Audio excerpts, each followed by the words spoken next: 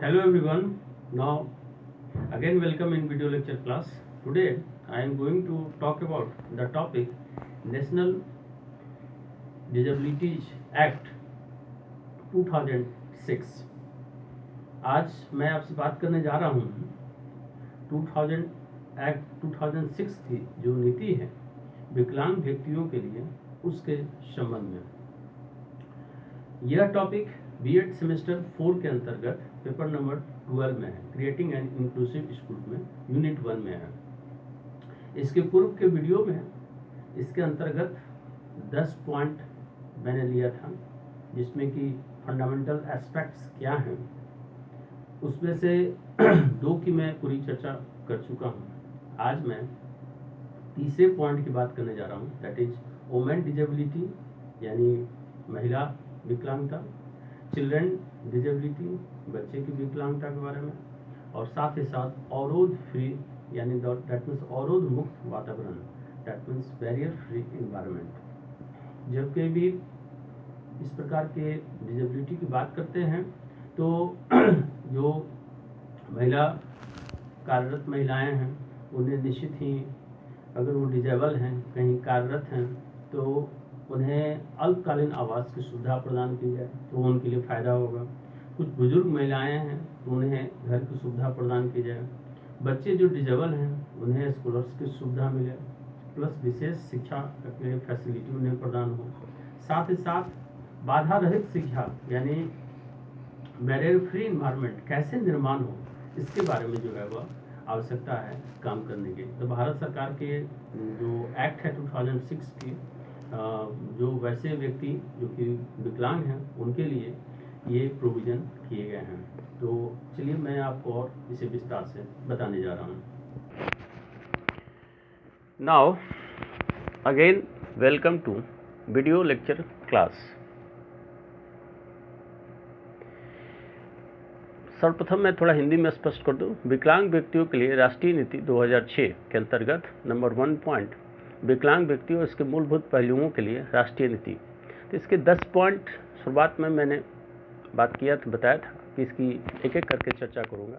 2 point का मैं विस्तार से चर्चा कर चुका हूँ। आज इसका 3rd पॉइंट है विकलांग महिलाएँ। इसके अंतर्गत 2 बातें होंगी, विकलांग महिलाओं के लिए घर और विकलांगता से ग्रस्त महिलाओं के लिए बच्चे की देखभाल। लेकिन सर्वप्रथम विकलांग महिलाएं की क्या स्थिति है, क्या नीति प्रोविज़न किए गए हैं, उसके बारे में थोड़ा मैं आपको पहले बताऊं कि जनगणना 2001 के अंतर्गत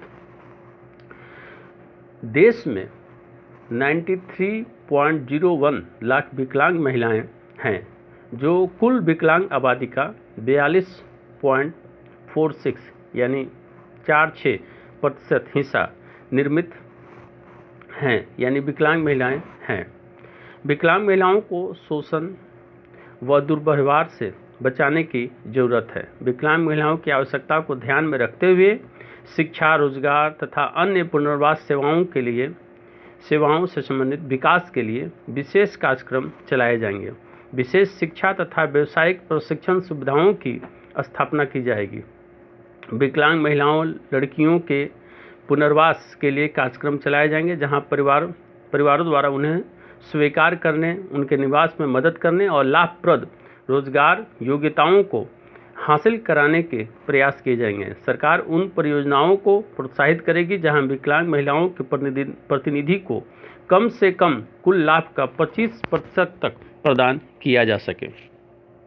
अब इसकी जो पहली बात है, पहली जो पॉइंट रखा गया उस पर ए पर मैं आऊँ। विकलांग महिलाओं के लिए घर सबसे पहला जो आवश्यक वस्तु में है। विकलांग महिलाओं के लिए कम समय के लिए रहने के लिए घर, नौकरी पेशा महिलाओं के लिए खासकर हॉस्टल तथा बुजुर्ग विकलांग महिलाओं के लिए घर प्रदान करने की कदम उठाया जाएगा। दूसरी जो बात है, विकलांगता से ग्रस्त महिलाओं के बच्चों की देखभाल। ये भी एक महत्वपूर्ण पॉइंट के अंतर्गत आता है। यह देखा गया कि विकलांगता से ग्रस्त महिलाओं में उनके बच्चों की देखभाल की गंभीर समस्या होती है। सरकार ऐसी विकलांग महिलाओं को वित्तीय सहायता प्रदान करेगी ताकि वे अपने बच्चों के परवरिश के लिए आवश्यक सेवाओं को उपलब्ध करा सकें। ऐसी सहायता अधिकतम 2 सालों तक 2 बच्चों के लिए मुहैया कराई जाएगी। तो ये विकलांग महिलाओं से संबंधित बात थी।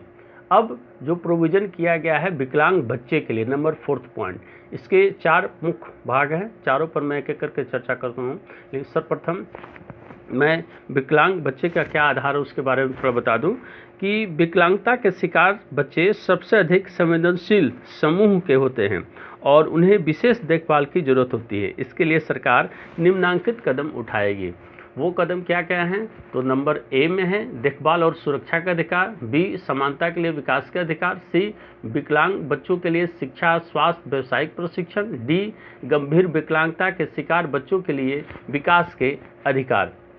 अब इन चारों को मैं एक एक करके थोड़ा स्पष्ट कर दूं। नंबर 1 विकलांग और सुरक्षा के अधिकार, विकलांग बच्चों की देखभाल सुरक्षा के अधिकार को सुनिश्चित करेगी। बी में समानता के लिए विकास के अधिकार, गरिमा तथा समानता के लिए विकास के अधिकार को सुनिश्चित किया जाएगा ताकि एक सक्षम वातावरण का निर्माण किया जाए जहां विकलांग बच्चे अपने अधिकार की पूर्ति कर सके और विभिन्न कानूनों के अनुरूप समान अवसरों का लाभ उठाकर पूर्ण भागीदारी प्रदर्शित कर सकें। नेक्स्ट जो बात आती है वो सी विकलांग बच्चों के लिए शिक्षा, स्वास्थ्य, व्यावसायिक प्रशिक्षण के साथ विशेष पुनर्वास सेवाओं को शामिल किया जाएगा। डी में गंभीर विकलांग के लिए शिकार या गंभीर विकलांगता से शिकार बच्चों के लिए विकास के अधिकार तथा विशेष आवश्यकताओं व देखभाल सुरक्षा को सुनिश्चित किया जाएगा। अब नेक्स्ट नंबर 5 पर मैं आता हूँ, अवरोध मुक्त वातावरण। अवरोध मुक्त वातावरण से विकलांग व्यक्ति सुरक्षित आसानीपूर्वक चल फिर सकते हैं, सुरक्षित तथा आसानीपूर्वक चल फिर सकते हैं। अवरोध मुक्त जो प्रारूप या जो तकनीक का उद्देश्य है कि विकलांग लोगों को ऐसा वातावरण प्रदान किया जाए जहां वे दैनिक गतिविधियों में बिना किसी सहायता के गमन कर सकें या प्रस्थान कर सकें या अपने कार्यों को कर सकें। इसलिए जितना अधिक संभव हो सार्वजनिक भवनों, स्थानों, परिवहन प्रणालियों को अवरोध मुक्त रखा जाए, यानी वहाँ पर इस प्रकार की सुविधा प्रदान की जाए जिससे वे अपना काम स्वयं कर सके, किसी को उनको मदद की आवश्यकता न पड़े। अब मैं इन सभी चीज़ों को थोड़ा इंग्लिश में स्पष्ट करूं। That is national policy for person with disability act 2006। Number 1 national policy for person with disability and its fundamental aspects. In earlier first point number 1 and point number 2 also discussed in large way. Now point number 3, women with disabilities.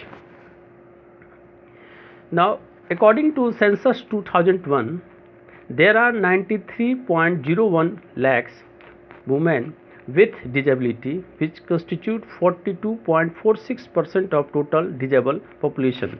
Women with disabilities require protection against exploitation and abuse. A special program will be developed for education, employment and providing of other rehabilitation services to women with disabilities, keeping in view their special needs. A special educational and vocational training facility will be set up also. Program will be undertaken to rehabilitate disabled women, girls by encouraging their adaptation in families, support to house them and impart them training for gain full employment skill. Next point, the government will encourage the projects where representation of women with disabilities is ensured at least to extent of 25% of total beneficiaries. Now number 1, first point A, third A, homes for age disabled women.